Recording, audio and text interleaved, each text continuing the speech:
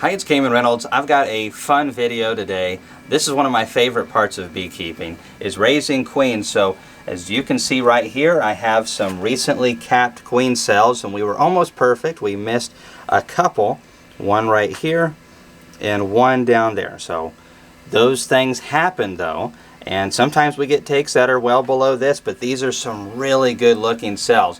Whenever we're raising a queen, we really need to give them our best. I've seen a lot of folks who are okay with getting cells that are almost half the size of these. As you can see, a couple of these towards the bottom are a little bit smaller. That's, those are about the smallest two. That's as small as I would go.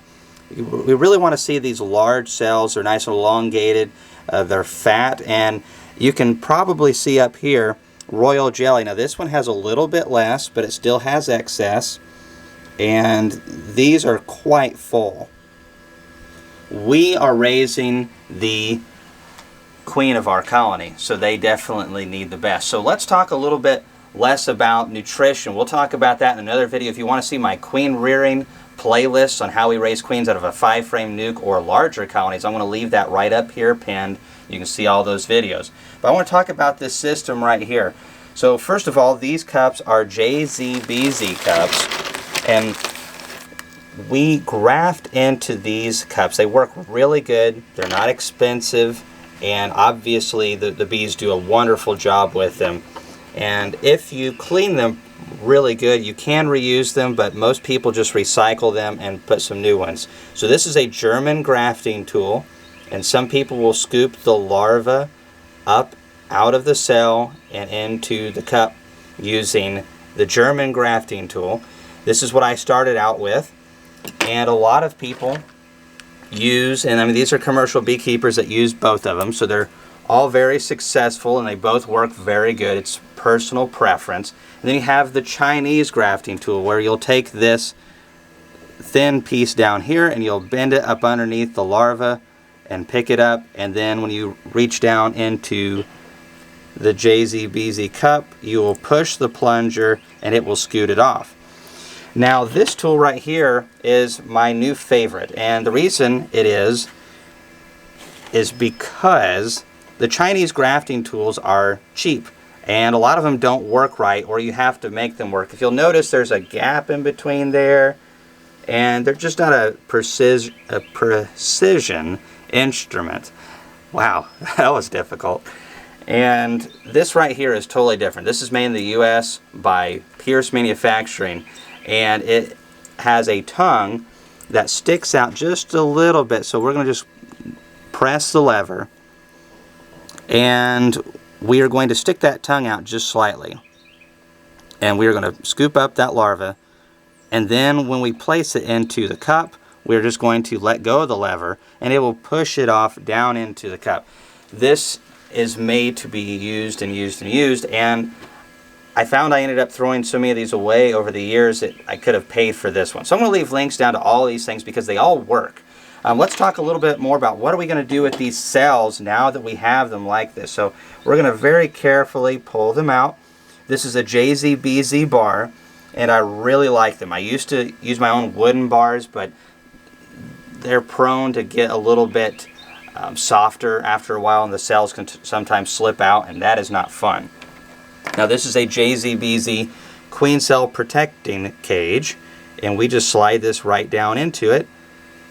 And that is great because bees do not really go up there and kill the queen from the tip of the cell.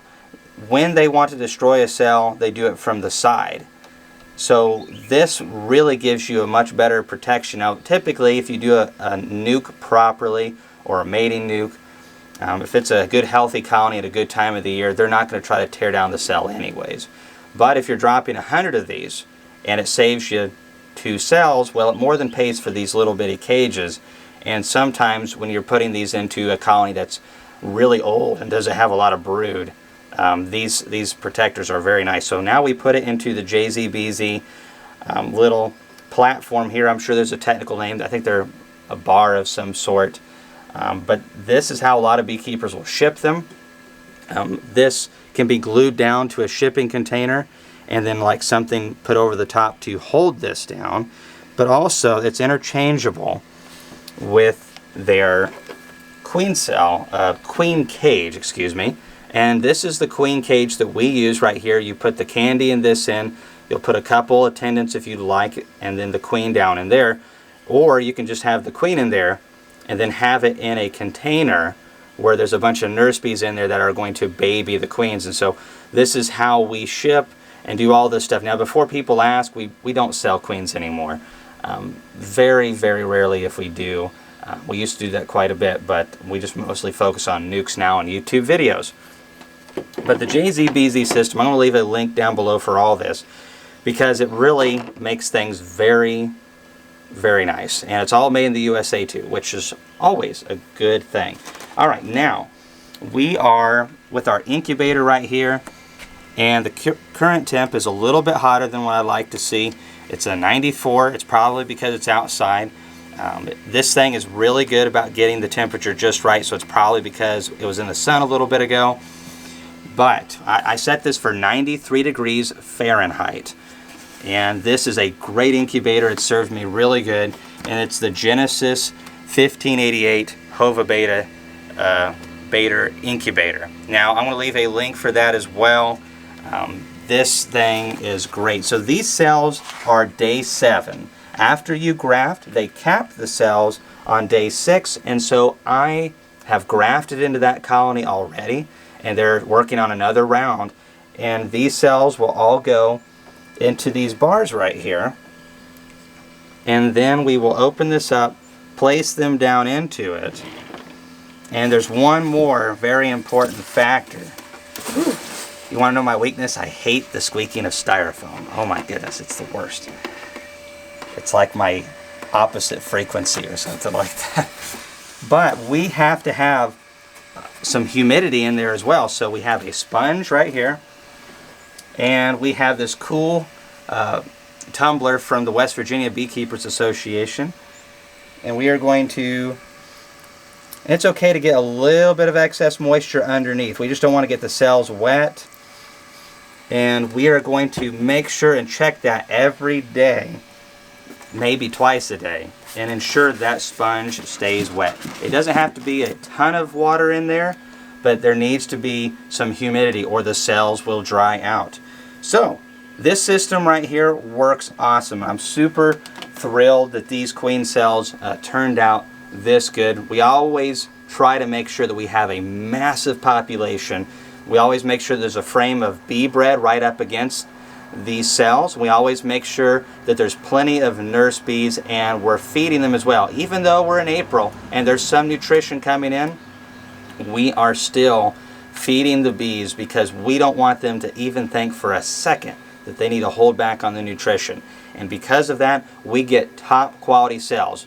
We've got to mimic swarming, because swarm-like conditions is when bees raise the best cells. And that's what we want, is only the best queens. Now, we just got to make mating nukes, and I guess I'll explain that real quick. So we'll make some mating nukes. Typically, it's 1 frame of food, 1 good frame of emerging capped brood is what I prefer, with the bees on it. And then I'll usually give them a shake of bees. And you can throw this in a 5-frame nuke, and then give them some extra combs, or give them some foundation. And then we'll take one of these cells with the protector, and we'll push this right next to the brood, right at the top of the brood, because we need this cell to stay warm. And we will do this on day 10, because we definitely don't want them to emerge out beforehand.